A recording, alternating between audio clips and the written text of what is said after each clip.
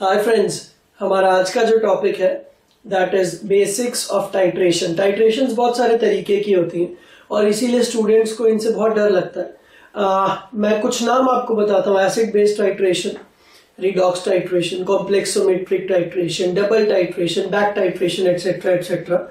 तो आज हम इसको बिल्कुल बेसिक तरीके से समझते हैं ताकि आपका जो डर है टाइट्रेशन के नाम से वो थोड़ा दूर हो।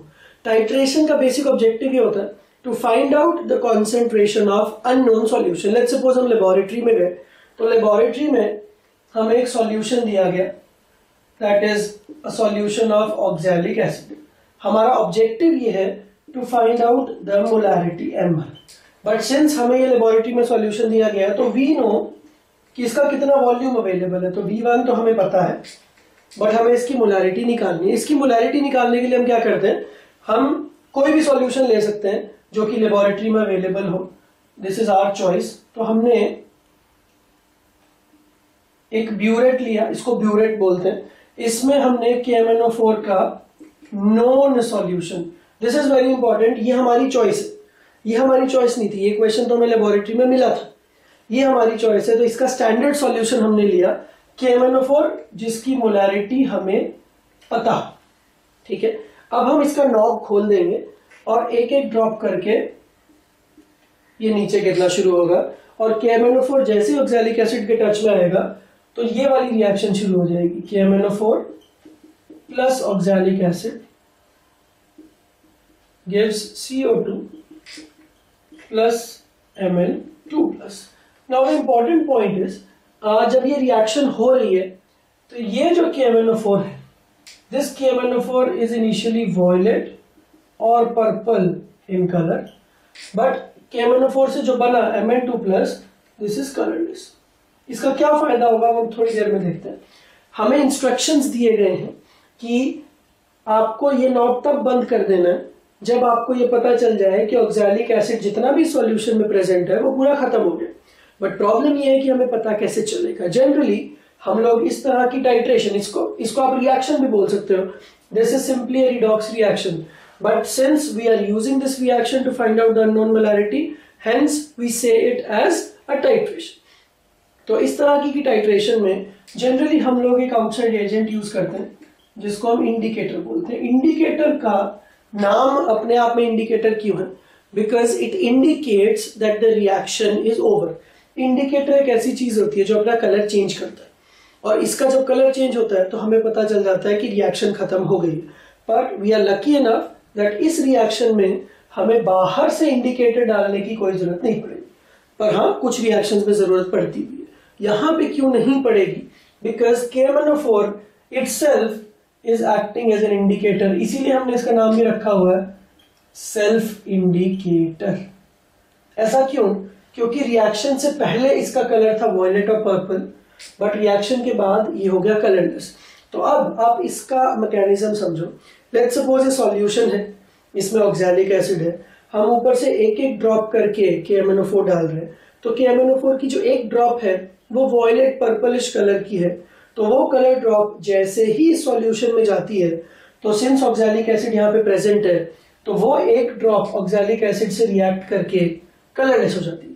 तो जो ड्रॉप पहले कलर्ड थी अब वो कलरलेस हो गई। तो जब तक ऑक्सैलिक एसिड यहाँ पे रहेगा तब तक हम एक एक कलर ड्रॉप डालते रहेंगे और वो कलर ड्रॉप कलरलेस होती रहेगी।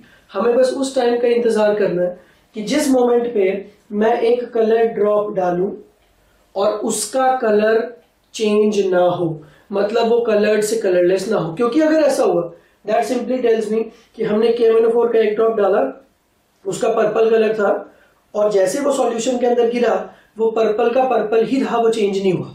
अगर ऑक्सैलिक एसिड होता इस सॉल्यूशन के अंदर बचा होता तो ये पर्पल कलर की बूंद कलरलेस हो जाती। बट सिंस अगर ऑक्सैलिक एसिड नहीं बचा तो ये जो KMnO4 आपने डाला ये तो वेस्ट है, ये तो एक्सेस है। तो ये जो पर्पल कलर की चीज है इसको कलरलेस करने के लिए जो ऑक्सैलिक एसिड आपको चाहिए था वो तो है ही नहीं। तो it is itself acting as an indicator. तो जिस मोमेंट पे आपको ये दिखे कि ये पर्पल कलर की ड्रॉप पर्पल ही रह गई, ये कलरलेस नहीं हुई, उस मोमेंट पे आप समझ जाओ कि रिएक्शन ओवर हो चुकी है और उस मोमेंट पे आपको ये नॉब बंद कर देनी। तो बेसिकली मुझे ये पता चल गया कि नॉब को कब बंद करना है। तो जब हमने स्टार्ट किया था, लेट्स सपोज इसका रीडिंग था 100।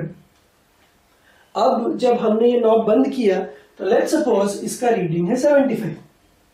तो नॉब को ऑन करने से और नॉब को ऑफ करने तक हमें यह पता चल गया कि 25 ml of KMnO4 has been used in completing this reaction। तो यहां पे वॉल्यूम V2 हमें पता चल गया। मोलैरिटी हमें इसकी पहले से पता थी because we had chosen this solution. Volume हमें इंडिकेटर ने या फिर इस केस में KMnO4 ने खुद ही बता दिया। नीचे वाला वॉल्यूम हमें पहले से पता था।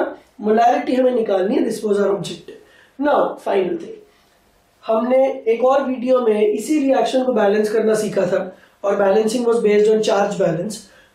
जितने इलेक्ट्रॉन दिए जाएंगे उतने लिए भी जाएंगे। So manganese is basically moving from +7 to +2. So it is giving 5 electrons. It's taking 5 electrons.